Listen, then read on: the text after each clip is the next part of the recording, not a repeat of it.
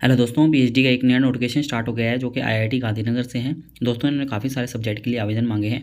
दोस्तों सबसे पहले इन्होंने यहाँ पर सब्जेक्ट बताए हैं कुछ और साथ में ही ब्रोशर दिया है छोटा सा, तो हम सब्जेक्ट आपको दिखा देते हैं। तो दोस्तों ये ब्रोशर के अंदर आप देख सकते हैं, यहाँ पर इन्होंने biological science and engineering, chemical engineering, chemistry, civil engineering, cognitive and brain science, computer science in engineering, artificial intelligence, earth science, earth system science, archaeological science, electrical engineering, humanities and social science के कुछ subject और भी हैं, और social and cultural, material engineering, mathematics, mechanical engineering, physics, ये कुछ subject बताए गए हैं। और दोस्तों आगे इन्होंने कुछ इंपॉर्टेंट डेट की बात की गई है। दोस्तों यहाँ पर इन्होंने बताया कि सितंबर 13 से ये फॉर्म स्टार्ट हो गया है, अक्टूबर 17 तक ये फॉर्म रहेगा शाम 5 बजे तक। तो 17 अक्टूबर तक आप इसको फॉर्म फिलअप कर सकते हैं। और जो शॉर्ट लिस्ट किए जाएंगे कैंडिडेट, उनकी लिस्ट 14 से 26 अक्टूबर को आ जाएगी, और नवंबर 1 से 20 के बीच में आपका रिटन टेस्ट या इंटरव्यू होगा। आगे दोस्तों अप्लाई करने की लिंक दी है, और नीचे जाएंगे तो आपको यहाँ पर एलिजिबिलिटी देखने को मिल जाएगी।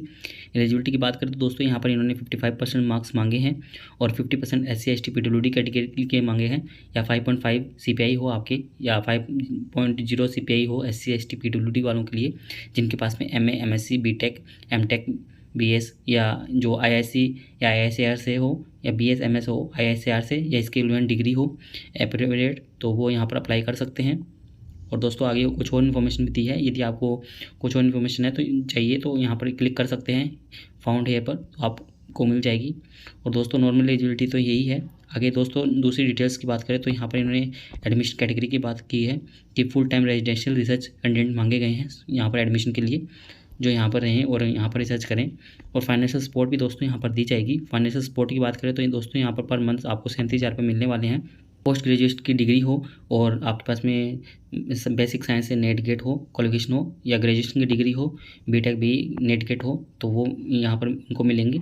और या आपके पास में MTech ME हो, प्रोफेशनल डिग्री हो, और या आपकी BTech हो किसी CFTI से, मिनिमम CPI हो 8.0, तब आप इसके अंदर आवेदन कर सकते हैं। या आपके पास में MSc MA हो किसी IIT से 8.0 CPI से, या BS हो किसी IISc से, CPI 6.4 होना चाहिए, या 8 स्किल के ऊपर से।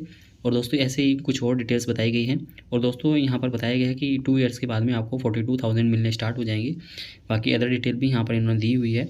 एडमिशन प्रोसीजर भी आगे यहाँ पर इन्होंने बताया हुआ है, तो अभी अच्छे से देख सकते हैं कि जनरली ये इंटरव्यू बेसिस पर लेते हैं। उसके बाद में यदि कोई कम सीटें आती हैं तो ये इंटरव्यू लेते हैं प्लस रिटन टेस्ट लेते हैं। और ये जो आपका इंटरव्यू होता है वो ऑफलाइन या ऑनलाइन दोनों मोड में भी हो सकता है। और इंपॉर्टेंट डेट की बात फिर से यहाँ पर इन्होंने की गई है। और एप्लीकेशन फ़ीस की बात करें तो दोस्तों यहाँ पर एप्लीकेशन फ़ीस बताई गई है कि 150 रुपये फ़ीस रहेगी SC ST PWD कैटेगरी वालों के लिए, और 300 रुपये अदर कैटेगरी वालों के लिए रहेगी। और आपको हार्ड कॉपी सेंड करने की जरूरत नहीं है।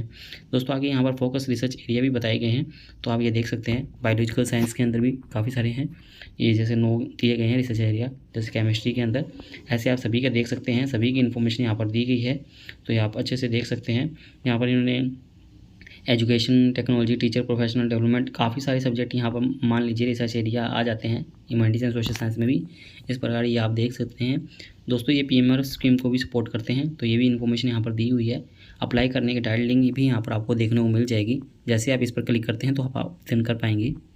ये देखिए दोस्तों, जैसे आप क्लिक करते हैं तो यहाँ पर आपको सामने आ जाएगा। यहाँ पर आपको रजिस्टर पर क्लिक करना है, और आपको अपनी डिटेल्स फिलअप करनी है, और उसके बाद में फिर से लॉगिन करना है, और आप यहाँ पर फॉर्म फिलअप कर पाएंगे। दोस्तों ये है इसके बारे में इन्फॉर्मेशन। दोस्तों उम्मीद करते हैं आपको हमारे द्वारा दी गई जानकारी अच्छी लगी होगी। यदि आपको हमारे द्वारा दी गई जानकारी अच्छी लगी हो तो आप हमारे चैनल को सब्सक्राइब कर सकते हैं, और आप हमसे टेलीग्राम पर भी जुड़ सकते हैं ऐसी PhD से रिलेटेड नई अपडेट के लिए।